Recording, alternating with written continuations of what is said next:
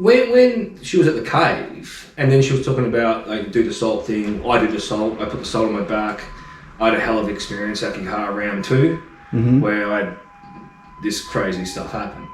That was live streamed and not made up. It scared the shit out of me. And I was a person who didn't believe in attachments and stuff like that. When she was having that sort of, she was talking about the uroi on her neck and the guy was massaging her. You were there for that, weren't you? No, I don't know what you're talking about. Oh, okay. Well, later in the movie, she's... Maybe I didn't watch it. Yeah, you haven't watched it. You haven't watched your own movie. I think I watched my little bit in there. But there was a Japanese woman talking about how the uroi after on her back... What do you say? Uroi. Uroi is ghosts, spirits? Yeah, or like evil ones. Urei, that's it. Urei. Ray, like the sun ray. I'm Australian, mate. My pronouncement is atrocious. Yeah, Uday. Do you believe in that? Do you believe in attachments? Do you believe in spirits? I believe it's all very possible because, I mean, I don't believe in ghosts, but from a very scientific standpoint, and not that I don't believe there's a lot of things that we don't know about, but just as far as what I know and evidence, there's no doubt I get dizzy in there. And there's certain spots I found it wasn't a time thing, but there's certain spots when I do a walk, and if I come back to the same spot, I get that kind of thing going. Yeah. So for me, that could very easily be magnetic fields that are just so huge, they're fucking with your senses. But that being said, what is our magnetic field? So if we have a magnetic field, we also have a quantum field, right? Yeah. So we have there's other fields going on around our body, that we don't fully understand, have any way to measure this or that, right? So if you die, your brain shuts down. If nerve activity shuts down, the neurons aren't firing. Presumably your magnetic field is dying down. But you also have a thermal field, right? How many hours is your body still holding heat? Yeah. And then also, what is emotion and all the accumulation of your emotions over your life? There's some energy fields there that may linger after you die. Yeah. And then... So you're talking about, in paranormal investigating, residual energy. Yeah, and for me, like, I would still say this is nothing, none of this is paranormal, this has nothing to do with ghosts, I don't believe in ghosts, It's all crap. From a strictly scientific point of view, there's definitely, after your heart stops beating, for a certain amount of time, there's a certain amount of energy left there dissipating, and we don't fully understand where it goes and what stays and resonates, right? Yeah, okay. And then, you look at... resonance. I mean, if we go outside into the yard and you look up in the stars and you shout, presumably your shout is going to expand out into the universe forever. I mean, there's nothing stopping that energy. Yeah. Okay. Your energy wave, your sound wave. Yeah. Does it really ever go to zero, right? I mean, at what point is there? Yeah. Okay. So how long is that energy and where does it go? We don't really know. And then considering the fact that this is a unique magnetic field around the forest and then around the earth too, the magnetic field is not constant. Yeah. So depending on all kinds of things, but it varies from place to place, and it's also changing at times, right? So there are pockets of strong magnetic energy that move around as well. So considering the fact that if you died in some kind of heightened state too, you're in a very emotional state. A suicide is kind of a, that's what the Japanese write about. Rip in the universe, right? Yeah. Mm-hmm. Well, the Japanese write there's a few ways that your spirit can't pass on. And that is you die in like a depressive rage. Right. You're murdered. Right. And it's unsolved. Right. And I think there's another thing as well. I mean, it's that emotional state. Yeah. So you've lived here for 20 years and obviously you're very in tune with nature. Why do you think this is now the #1 suicide place in the world? Humans. Nothing to do with nature. It's fucking YouTubers. No, it's not. You can definitely help it. Why this specific place? It's do you think is the #1 suicide place in the world now? Why do you think... Wait. First of all, it's the #1 suicide place in the world? Yeah. So if that's true, then we really need to talk about what we're doing with these videos and putting this out to people. Because putting these videos out there and talking about it and paying attention is not going to decrease suicides at all, I don't think. I know. But if anything, it could increase. Why do you think this forest is the epicenter of it? So... There was a book. Yeah. You know the book, right? Yeah, I heard about the book. I don't believe it's the book at all, but... Well, so you'd have to look at the numbers, though. I mean, before the book, there weren't people coming out here. If you never heard of it, you're not going to come here. There wasn't that much traffic. This road 50 years ago wasn't even here. There's a little path along the back of the mountain. This was back end of the back end. There was no access here. So I would say that, though, again, I don't have any evidence, the travelers that came through here 100 years ago, 200 years ago, might have been suiciding here. There was definitely more deaths in this forest than a regular forest because people coming through, getting weird with the magnets, getting lost. It's just really easy to get lost in there. It's treacherous. Oh, yeah. So the magnetic field combined with treacherous conditions would certainly have made it a forest where people were more likely to die than walking around some other forests. Yeah, okay. So just having death there is there is, like, we're getting at hell. You're saying, what is there and why has this happened? I'm saying just, naturally speaking, there would have been more deaths here. So that's kind of maybe, the crux of where it begins. If I was here, I wouldn't be getting involved. Like, as I said, it's easy for me. I come here from Australia, I go back to Australia. Right. But, Oi, can we talk about your friend? Now, in Aokigahara, there's a lot of people get lost. People all call it suicide, but there's a lot of people that go there for a walk, go off track, and then they just get lost, which is easy to do. Right. It's happened to me once. Mm-hmm. And I'm very experienced in forests.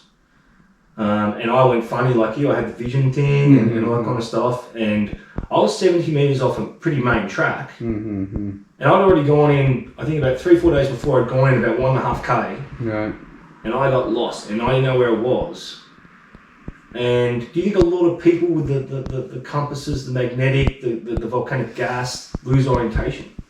And do you think Japanese, especially Japanese from the city, they're not very good in a forest environment? Here's the thing. I mean, if you're off track, the average Japanese that's not thinking about suicide or, spooky adventure is going to stay on the track, right? So if you're on the path, you're going to get back out. Yeah. Certainly. I think back in the day and where the before the book and all the media came and drove this suicide trend here, I think it was probably, if you look back in 300 years ago, it was probably a spooky forest back then. Yeah. And it was definitely a hard forest to cross. I mean, there was no trails across there. You didn't want to, if there was a path, there's a couple of paths. There was a main path along the bottom of the mountain, but if you went in there, your chances, it's really hard to get out. Like you said, you can't tell what's up or down. You can't tell the angle on the mountain. I always make sure if I go in that I stay within a triangle of the tight trails here. Yeah. So if you go across there, up into the mountain, and you get off in the wrong direction, you could be walking for 3-4 days to get out. Yeah. If you're down in here, you're boxed in by the main road and a trail or two. Yeah. So at most, any direction you walk, you're gonna come across something. If you don't stumble across the trail without notice, you get in the dark. Yeah. And then also stay within earshot of the highway. Exactly. So, yeah. I think a lot of people do panic too, because a lot of times, especially when you go high up in Aokigahara, like you can be in, you can go in Aokigahara, from my experience, you can go in 500 meters down into a pocket and you won't hear anything. Yeah. But you can go like 1.5 k's in, and if you're up high, you'll distantly hear. That's a good point. I never thought of that. Yeah, if you're ever lost in the forest and you need to find your way out and you're listening, get up to a higher point and then you'll be able to hear the around it. Yeah. There's a spot, I don't know where you know about, but say the front entrance to Aokigahara, and then you go on. I never go through the pay thing because I'm too cheap. And I go up and I go down. That's where I found that first woman's suicide. Right. There's a pocket down there where it comes up from the road and it goes down into this all low ground. Right. And I found 2 bodies down in there.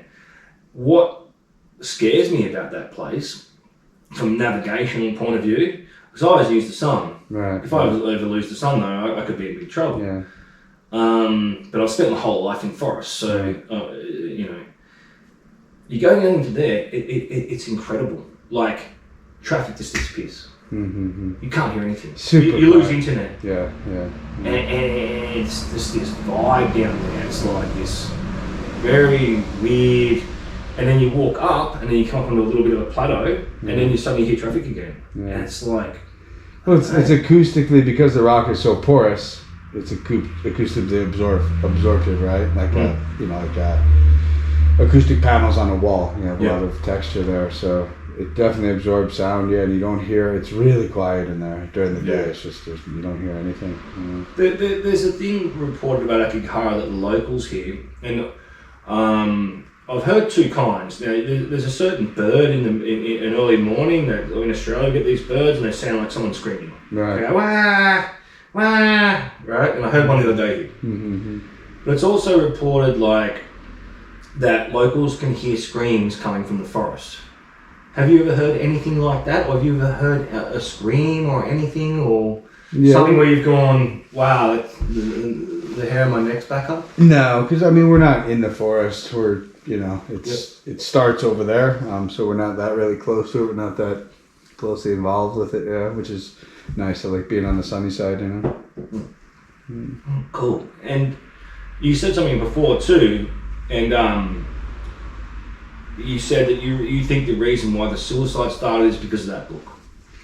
Yeah, again, it probably had a mystic, or it probably, a lot of ghost stories back in the day, I would guess. It was looked at as a spooky forest because it feels spooky. It's quiet and you can't go in there, and people would definitely tell their kids don't go play in there because you get lost and you can't come out. And besides, plus the magnetism, right? So besides the fuzziness, because it's always up and down, it's like wavy, so you can't tell even where the mountain's going up or down. You can't, if you just know to walk to the bottom of Fuji, you get to a lake. Yeah. But if you can't tell that, plus the magnetism, plus it's you can't walk. There's so many holes everywhere. Getting your ankle stuck somewhere is so easy, right? So I would guess that it had. That's the worst terrain I've ever walked in. Oh no, it's really you have to, and then you get dizzy because you're watching your feet the whole time. You can't look up because you need to watch for crevices the whole time. So. And then the book, probably he was looking for a spooky place to make his setting for the book.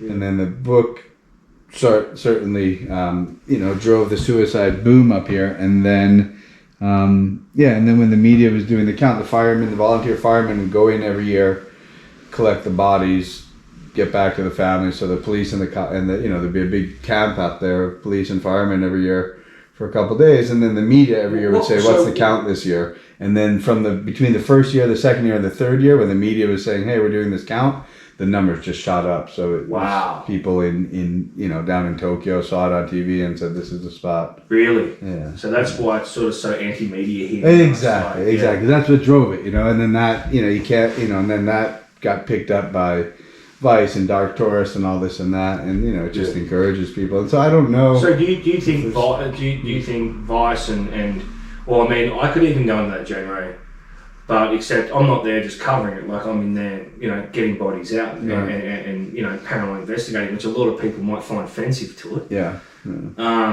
But I look at my paranormal investigations of put it this way: I've never been on a you call it ghost hunt or paranormal investigation, I like to call it.